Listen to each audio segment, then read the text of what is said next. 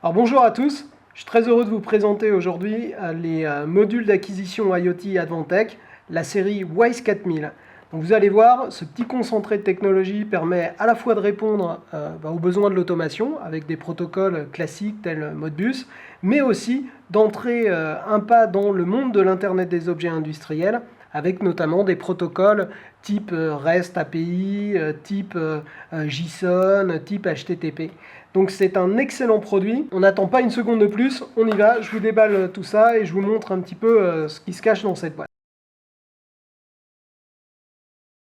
Donc, on a une petite dock, bien entendu, comme d'habitude, avec tous les produits Advantech. On va retrouver à l'intérieur, on va retrouver différentes choses. Alors déjà, deux petits points indispensables pour le développeur.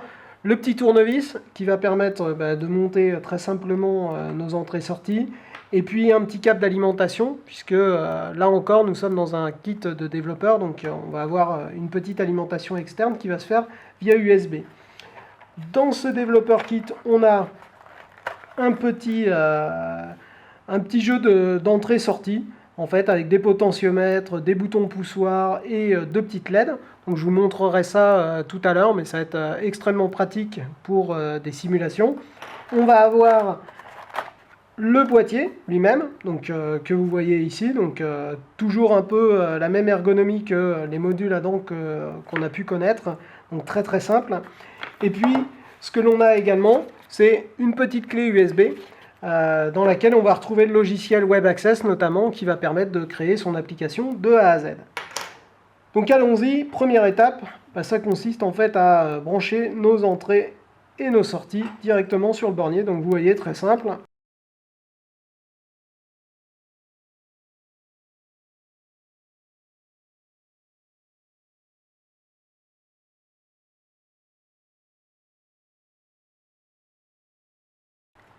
Et voilà, dernière vis, hop, tout est prêt. Donc maintenant on a notre petit boîtier, donc notre petit WISE 4000 avec son module d'entrée-sortie qui est directement branché sur le bornier.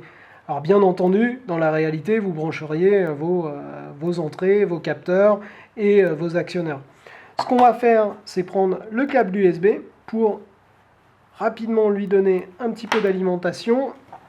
Donc ce que je vais faire, hop, je vais utiliser un câble secteur et je vais brancher tout ça sur un câble secteur USB. J'utilise d'ailleurs celui de mon téléphone, ça c'est beaucoup plus simple. On a sur le côté un micro USB qui va permettre justement de mettre l'alimentation. Donc voilà, le WISE 4000 va démarrer.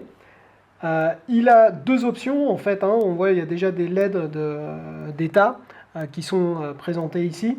Donc le gros avantage c'est qu'il peut être à la fois point d'accès. Donc là on est d'ailleurs en mode point d'accès, donc je vais pouvoir y accéder dans quelques minutes avec mon téléphone. Et puis on a les LED d'état par rapport à la communication. Si vous vous mettez en mode infrastructure, c'est-à-dire connecté à un réseau Wi-Fi, donc je ne sais pas, un point d'accès Wi-Fi autre, là on va avoir la force du signal en fait que chacun des modules vont recevoir. Donc voilà, extrêmement pratique. Ce que je vais faire maintenant, c'est prendre mon téléphone et au dos, ce qui a été extrêmement bien fait, je pense, effectivement, on a l'adresse IP sur laquelle on va pouvoir se connecter. Donc là, on va avoir accès à une petite page HTML5 et puis on a login mot de passe. Donc sans plus tarder, ce que je vais faire, c'est m'y connecter depuis mon téléphone. Ouais, ce qu'il faut que je fasse néanmoins, effectivement, c'est je prends le Wi-Fi, je vais retrouver dans la liste de mes points d'accès mon petit module sur lequel je me connecte. Voilà, je suis appairé à mon module en Wi-Fi sans aucun problème. Je retourne sur ma page 192.168.1.1. Voilà, donc là j'ai une page d'identification qui est configurable bien entendu avec login mot de passe. Donc le login par défaut c'est root et le mot de passe par défaut 00 00 00 00 00 8 x 0 et voilà. Et là j'arrive directement en fait sur une petite page web en HTML5 qui est hébergée directement dans le module, qui est extrêmement pratique à des fins de configuration du boîtier lorsque l'on est sur site. Donc par exemple, ce qu'on va faire très rapidement, c'est d'aller voir l'état de mes entrées-sorties. Pareil, je suis sur site, je veux vérifier que mes entrées-sorties fonctionnent bien. Là, je vais prendre mon téléphone, m'appairer directement en mode point d'accès. Et là, ce que je vais faire, ici, regardez, donc là, je vais bouger donc, les petits interrupteurs. Donc là, premier interrupteur, deuxième interrupteur, on voit bien que les données remontent. Ce que je vais faire, c'est vous montrer également le pilotage des sorties. Donc là, on voit le relais. Donc je ne sais pas si vous pouvez le voir, mais on voit bien que les deux relais s'activent, aucun problème. Donc on voit que cette application, enfin cette petite page web, nous donne déjà accès, sans aucun développement, en fait, à quelques fonctionnalités. J'ai envie de dire à la grande majorité des fonctionnalités disponibles dans le Wise. L'autre point, et on va terminer là-dessus, c'est la possibilité de vérifier ses entrées analogiques. Donc là encore, on a un petit vumètre. Donc vous voyez, si je fais varier l'intensité sur mon entrée, forcément, je vais avoir... Donc là, j'ai une tension de 0 à 5 volts. Donc je vois de 0 à 5 volts ma valeur remonter. Autre point qui est intéressant, c'est que je peux me mettre en mode courbe.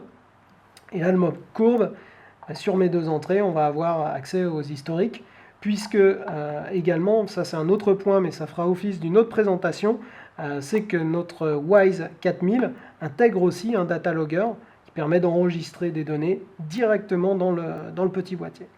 Voilà, c'était juste une première introduction au Wise 4000 pour vous montrer à quel point il était simple.